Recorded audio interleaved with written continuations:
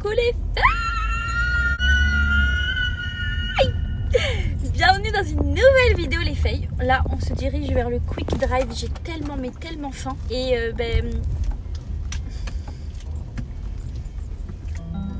je déteste quand je laisse passer des gens et que je rentre dans des endroits incongrus pour les laisser passer et que ils me remercient pas. Pourquoi je suis tout le temps en quête de remerciements? Je sais pas. En fait j'aimerais que les gens se comportent comme moi je me comporte avec eux. Genre moi quand on me laisse passer tout je suis là. Bon les filles, je suis très de bonne humeur parce que je mange avec vous, je suis trop contente. En fait, vos retours sur ma dernière vidéo, ça m'a fait trop du bien, ça m'a donné envie de faire une vidéo tout de suite après. C'est pour ça que je vous dis que c'est important que vous me fassiez vos retours parce que des fois j'ai l'impression que mes vidéos sont ennuyantes, qu'elles servent à rien. Et quand vous me répondez mais non, on mange aussi en te regardant et tout, et bah ça me motive et j'ai envie. Donc là, j'ai envie de vous faire une petite vidéo dégustation dans laquelle je vous parle de mon parcours professionnel, parce que j'ai quand même beaucoup travaillé dans ma vie. Je sais, on ne dirait pas, mais j'ai travaillé dans plein de trucs qui n'avaient tous rien à voir les uns avec les autres. Et du coup, on va se poser, on va manger, ça va être trop bien. Longue fiche. Excellent normal. Normal, avec frites, Sprite. Et je vais prendre aussi, s'il vous plaît, des onion rings. J'ai rien compris, madame. Ah, Faites Sprite, Oui, et des onion rings. des wings. Des oignons rings, vous savez les, On n'a pas ça, on fait plus ça, madame. Pardon, ok, c'est à Marrakech. Ok, bon, bah c'est tout. Allô? Merci. Donc, juste le menu non fiche, faites Sprite. Oui, 9,95 on est gamine, c'est vrai, merci. merci. Vous savez les filles, avant qu'elles me disent, J'ai rien compris, madame. j'allais vous dire, je déteste dire onion rings. Enfin là, je l'ai bien dit, mais je sais pas, c'est un mot que j'aime pas dire onion rings. Onion rings. Je me sens mal de cette interaction.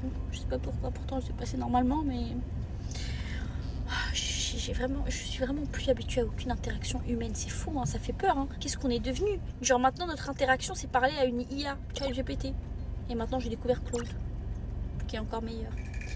Non, mais c'est plus possible. Ça me fait peur comment on est tous devenus là. Enfin, je sais pas si on est tous comme... Non, on n'est pas tous comme ça. On n'est pas tous comme ça. Parce que c'est vrai qu'il y en a qui sont encore un peu good vibe, un peu et tout, et qui s'amusent un peu avec les gens, genre qui sont là, ils sont blagueurs, ils sont là, ah, Potschnitt in the Schnitt. Bon, ça m'étonnerait qu'ils disent Potschnitt in the Schnitt, mais ils sont là en mode alors j'ai pas une petite sauce gratuite? Je le sais les filles, parce que j'ai travaillé au KFC, donc je sais. J'ai été là-bas, alors bah j'ai pas une sauce petite gratuite. J'arrive même pas à les imiter tellement que c'est pas ma personnalité. Bah alors j'ai pas de sauce gratuite là aujourd'hui. Ah bon, oh là là, qu'est-ce qu'il faut que je fasse? Moi j'étais là, oh là là, je vais pas, je vais prendre ces sauces et ce taré d'ici. Moi l'insociable de service, la mémé. Oh là là, il va encore faire ses blagues, putain. Bon, laissez. Oula, je vois qu'il y avait une boisson dedans moi. Bon, j'ai mon menu et on commence sans plus tarder la vidéo. Alors, ah oui, bon elle m'a mis aucune sauce, hein, aucune. Ah si c'est bon. Super, waouh, 2 sauces, une ketchup, une mayonnaise. D'ailleurs, on commence les filles avec le premier job que j'ai fait dans ma vie. J'avais, oh là là, je sais plus, j'avais 18 ans je crois, 18 ou 19, je sais plus. C'était au KFC de la Défense. Au KFC de la Défense, non mais il fallait voir en semaine comment il était blindé, rempli. C'était vraiment éprouvant, vraiment les filles, c'était éprouvant.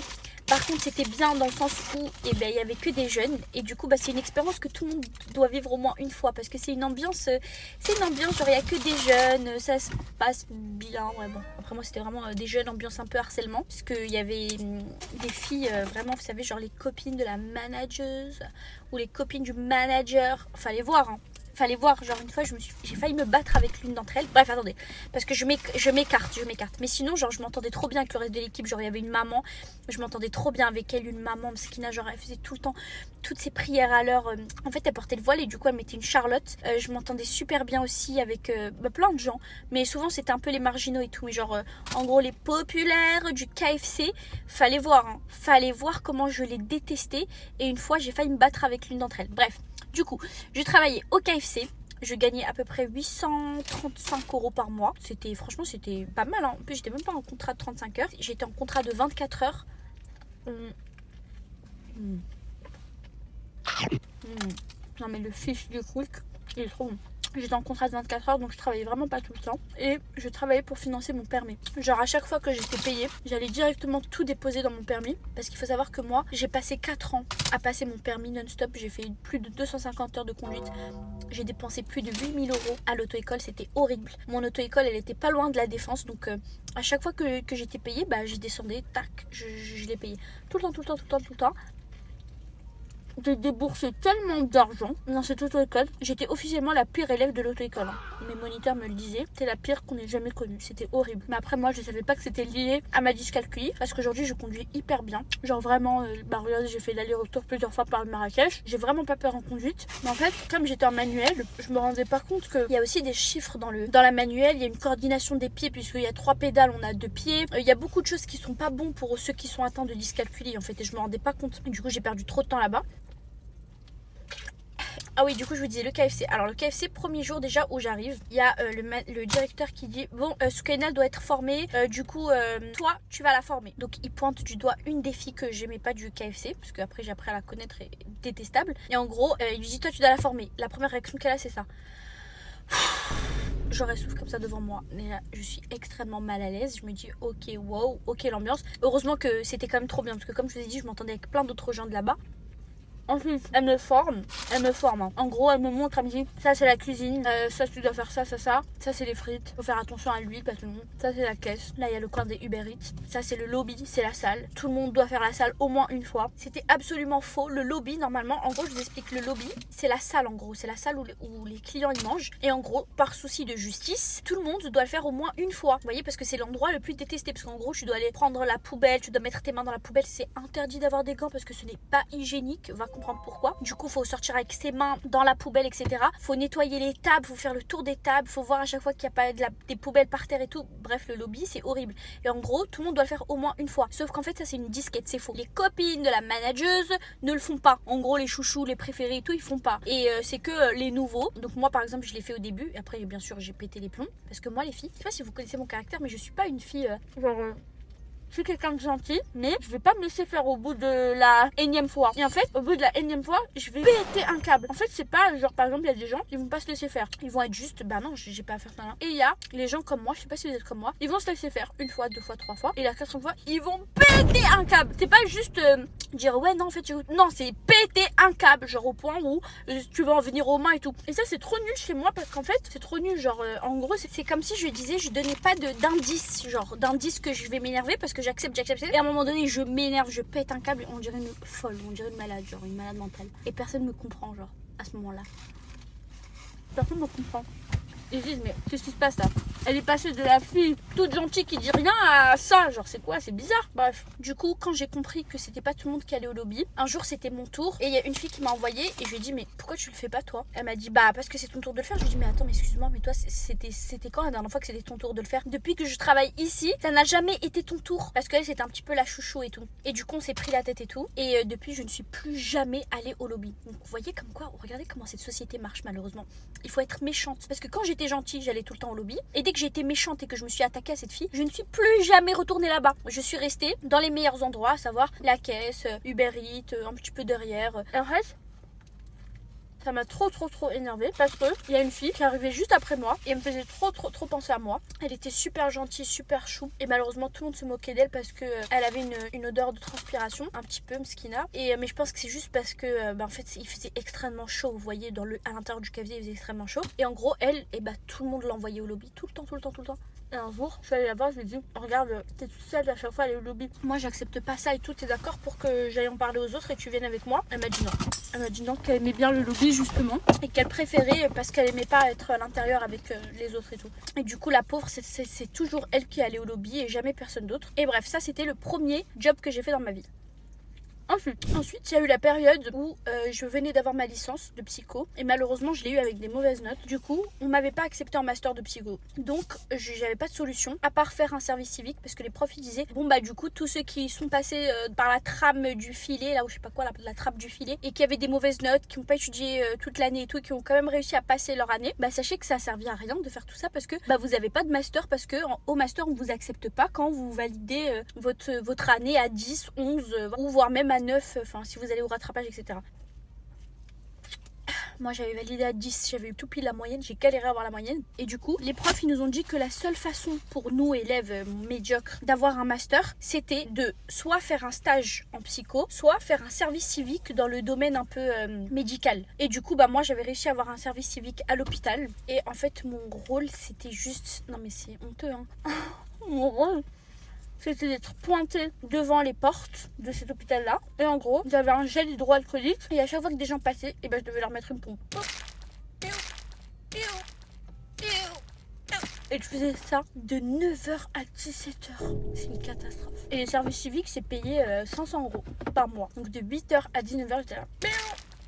À l'entrée, c'est catastrophique. Mais là, à la différence du KFC, l'équipe, ils m'aimaient vraiment bien. Et du coup, ils m'ont proposé un CDI à l'hôpital en tant qu'agent d'accueil. Vous savez, à l'accueil là. Et en fait, j'avais pas voulu parce qu'en parallèle, j'avais réussi à avoir un autre travail qui était, là, la période du Covid, elle est arrivée. C'était de faire des tests antigéniques. Et ça, c'était mais super bien payé. Je sais pas si à l'époque vous avez connu l'application StaffMe, mais c'était une application dans laquelle vous pouviez postuler comme ça pour des missions, pour faire des tests antigéniques dans des tentes, etc. Et du coup, je me suis retrouvée avec toute une équipe. C'était hyper mondial. Genre, il y avait tous les gens d'Île-de-France, tous les jeunes d'Île-de-France. Ils postulaient pour faire ça. Tous. Du coup, on nous a fait faire une formation de 2 jours pour savoir faire des tests antigéniques. Et ensuite, on nous envoyait partout. Et là, j'étais super bien payée. Dites-vous que j'ai gagné par mois 3 000 €. Et moi, parce que je travaillais pas beaucoup et que je travaillais avec une structure. Mais dites-vous que ceux qui sont passés par StaffMe, l'application StaffMe, ils gagnaient des 5 000 € par mois, 6 000 € par mois. Parce qu'à l'époque du Covid, les tests, en fait, on était payé par test antigénique passé. Et du coup, tout le monde était super bien payé. Après, c'est redescendu en fait. Quand ça a commencé à devenir trop mondial et que tout le monde connaissait un petit peu le bon plan et tout, comme il y a eu trop de demandes de gens qui voulaient travailler, et c'est redescendu. Mais à la base, il n'y avait pas beaucoup de gens qui travaillaient. Au début du Covid, comme les gens ils avaient peur, ils étaient chez soi, et ceux qui acceptaient de travailler comme nous étaient récompensés. Donc pendant longtemps, on a eu des très bons salaires. Et après, quand le plan il a commencé un peu à être connu et que tout le monde venait sur l'application StaffMe et tout, c'est descendu. Et que le Covid, il y a eu un peu moins de crainte autour de tout ça, c'est descendu. Et du coup, pendant ces 2 ans-là, parce que j'ai fait ce travail-là pendant 2 ans, j'ai travaillé dans plein de structures différentes. Ça a été extrêmement enrichissant. C'était mon meilleur travail, vraiment. Je suis allée dans les écoles, je suis allée dans les prisons. On a fait des tests antigéniques dans des prisons pendant tellement longtemps, genre pendant une semaine et tout. Du coup, j'ai vu les cellules, j'ai vu plein de trucs. Quand on est arrivé à la prison, c'était la prison de Fleury-Mérogis, je me rappelle, et qu'on est arrivé, en gros, on a mis des grosses combinaisons, des lunettes et tout pour pouvoir faire les tests antigéniques, parce qu'à ce moment-là, comme je vous ai dit, le Covid, c'était quelque chose d'extrêmement, genre tout le monde avait peur et tout. J'étais sûre que ça allait être une prison pour femmes, vu que il y avait beaucoup de femmes dans l'équipe, mais en fait non, c'était la prison pour hommes. Et j'ai trouvé ça bizarre, mais en fait, comme on était habillés en grosse combinaison, parce que comme je vous ai dit, c'était vraiment pendant le Covid qui faisait peur et tout, et on voyait pas si on était des femmes ou non. C'est des grosses combinaisons, avec des grosses lunettes, des gros masques et tout. On en a fait tellement tout un truc du Covid, c'est incroyable. Bon, il s'est passé ce que je voulais pas qu'il se passe, je me suis taché mon jean. Bon, je suis de retour les filles, désolée, j'ai fait tout un schmilblick là pour nettoyer ma tâche. Je suis dégoûtée là, je voulais que ça soit le début de la journée, je voulais faire plein de trucs et là... Vous voyez ce genre de tâche, ça fait tout de suite genre sale en fait. Ça fait sale à souhait. Regardez, vous voyez, c'est pas possible de sortir avec une tâche comme ça là, ça me saoule. Mais en fait ça m'apprendra qui met du ketchup comme ça, genre mets-le par terre et ensuite prends avec la frite. Bref, après ça les filles, j'ai quand même beaucoup travaillé hein. J'ai travaillé en boulangerie. J'ai travaillé à la boulangerie de Monoprix. J'avais trouvé ça sur Indeed. Et ça, franchement, j'ai pas supporté. Parce qu'en fait, si vous me suivez sur Snap, vous n'êtes pas sans savoir que je dors extrêmement tard. En fait, la nuit, j'ai un appétit de loup. Je mange toute la soirée. Je regarde mes séries. C'est un peu mon moment préféré. Sauf que je travaillais à la boulangerie de 5h du matin à 13h.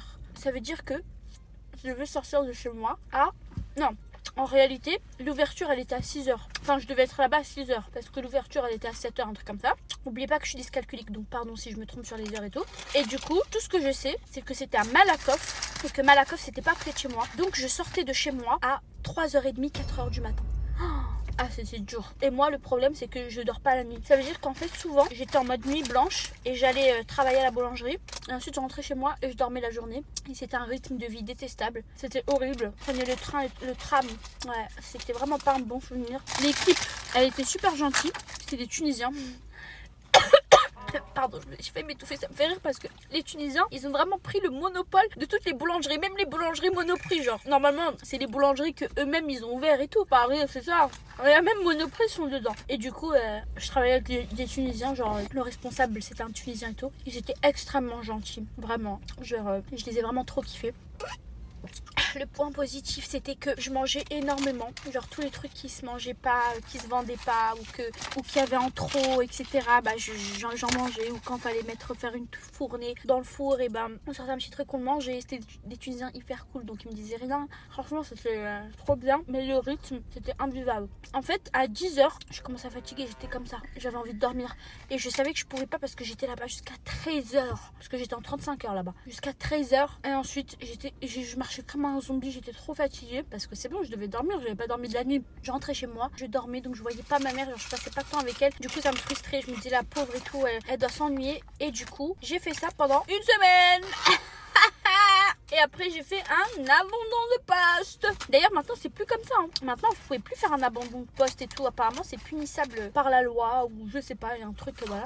Mais en fait il y a un matin où le patron il m'a appelé. Il m'a dit allô, j'étais là. Allô. Oui.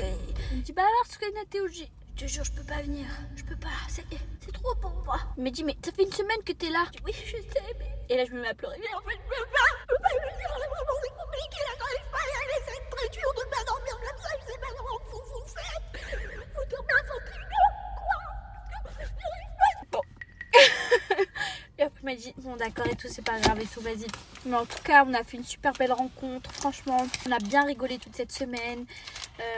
Passe nous voir quand tu veux. J'étais là oui je vais passer. À chaque fois on me dit on va passer, on passe jamais, c'est horrible. Oui je vais passer, bah merci beaucoup. Et voilà. Et sinon ça c'était censé être payé un SMIC. Et à l'époque, aujourd'hui je sais pas le SMIC est de combien, mais à l'époque le SMIC était de 1485 €, un truc comme ça. J'ai oublié aussi un job que j'ai fait. Par contre je saurais pas le placer dans le temps. Mais c'est un job que j'ai fait à la Défense aussi. Ce job-là était extrêmement bien payé puisqu'il était payé 17 € l'heure. Donc c'était trop bien. Et en fait, je me rappelle que dans ce stand-là, il y avait une fille, genre avec un sac Louis Vuitton, des bottes Louis Vuitton, avec une aura un peu, voilà. Nan. Cette fille-là m'explique qu'elle est commerciale et qu'elle gagne 5 000 € par mois et qu'elle n'a jamais fait aucune étude de commerce et qu'elle a donné un faux diplôme lors de son recrutement. Et je lui dis mais c'est impossible, mais comment t'as fait et tout? Mais ça veut dire que c'est impossible. Elle me dit mais oui, elle m'a dit mais j'ai jamais fait, je vais pas faire 5 ans d'études de com et tout. Mais en gros elle a fait croire qu'elle était partie dans une école de com. Elle a fait un faux diplôme, je sais pas avec quoi, je sais pas si c'est avec l'IA, j'en sais rien de... Est-ce que c'est quelqu'un qui était fort en graphique, je sais pas. Et ça fait longtemps qu'elle est dans ce travail là, ça fait au moins 2-3 ans genre. Et en gros elle m'a dit qu'elle a jamais fait ces études là, que genre elle a arrêté les études hyper tôt, qu'elle avait commencé mais ça lui a pas plu et tout. Et elle a fait des faux diplômes et elle a été recrutée et elle est commerciale et elle vend hyper bien et elle est hyper talentueuse et elle gagne 5 000 € par mois. Et je me rappelle que ça m'avait choquée. Et elle avait une aura, un truc hyper sûr d'elle et tout. En fait, tout dépend. Bien sûr, je vous recommande pas de faire ça. Mais je me rends compte qu'il y a que les imposteurs ont souvent une aura. Parce qu'en fait, c'est facile de démasquer des personnes un peu stressées, un peu nerveuses, un peu... Voilà. Mais c'est très difficile de démasquer des gens qui ont une aura et qui savent de quoi ils parlent et qui sont là et qui truquent et qui ont confiance en eux. Malgré le fait qu'ils ont donné un mensonge de ouf. Les chips Bretz, là, c'est les meilleurs chips du monde, sans transition. Voilà. C'est chips Bretz, saveur chèvre et piment d'Espelette. C'est juste magnifique. Et les filles, en fait, vous savez, je vais même pas manger ces chips-là parce que je suis en train de combler la faim que j'ai. Parce que ça ne m'a absolument pas suffi. J'ai voulu faire genre devant vous de prendre un fish alors que d'habitude au Quick, je prends un menu longue fish plus un menu longue bacon. Donc je vais aller le chercher. Bacon halal, bien sûr. Hein. Je remets mes chaussures parce que quand je vous parle, les filles, j'aime bien avoir les pieds à l'air. Vous aimez mes petites bottes? Non. Non mais je vous jure parce qu'en fait moi je suis très impactée par certains commentaires et en fait j'aime pas sentir que j'ai un problème avec la nourriture alors que j'en ai pas. Et les gens qui font cette supposition là, et ben j'aime pas parce que c'est faux. C'est juste que j'aime trop le manger mais j'ai aucun problème. Et du coup pour éviter que certaines personnes disent ça, je prends des menus genre normaux, genre un petit mais j'ai pas envie de faire semblant devant vous les filles. Donc on va aller chercher mon vrai menu de rêve. Normaliser que certaines personnes aiment juste trop manger. J'étais dégoûtée de ne pas avoir de passion pendant très longtemps dans ma vie. Genre je me suis dit mais purée, regardez les filles, je conduis à une main, je mange. Mais oui les filles. C'est moi qui ai fait 250 heures de conduite et 4 ans de permis et apparemment j'ai été la pire élève de l'auto-école parce que je suis restée 4 ans bloquée dans cette foutue auto-école. Ben oui, c'est juste que j'avais pas conscience que j'étais dyscalculique et que les dyscalculiques ne peuvent pas jauger entre 3 pédales et 4 Bonjour, je vitesses. t'écoute. Bonjour, je vais prendre un menu longue fiche, Normal XL, normal, c'est le coca. oui, Avec ça, et avec ça un long bacon. juste le burger. Oui, juste le burger s'il vous plaît. Ce sera tout. Oui, merci. Je vous ferai 16,85 € en tout dernier câble, s'il vous plaît. D'accord, merci. Évidemment, c'est un quick halal. Le bacon, c'est un bacon de poulet. Hein. C'est écrit sur la fiche, bacon de poulet. Bref, je suis garée, j'ai pris mon quick, je suis trop contente. Et je me suis rendu compte que j'avais fini le tour de mes jobs. Bon, et je pense que la vidéo, elle est assez longue, donc je vais couper là. Je vais mettre un good place et je vais manger tranquillement avec le beau temps. Et ensuite, je vais rentrer à la maison, je vais sortir Jacques et ça sera dans le prochain weekly vlog les filles. Bon, en tout cas, je suis trop contente d'avoir repris YouTube. N'hésitez pas à me faire vos commentaires et tout, vos suggestions, vos retours par rapport à ma vidéo et tout. J'aime pas me sentir que je parle toute seule. Et voilà, je suis trop contente d'avoir passé ce moment avec vous. Je vous fais plein de gros bisous et je vous dis à très bientôt pour la prochaine vidéo. Mouah.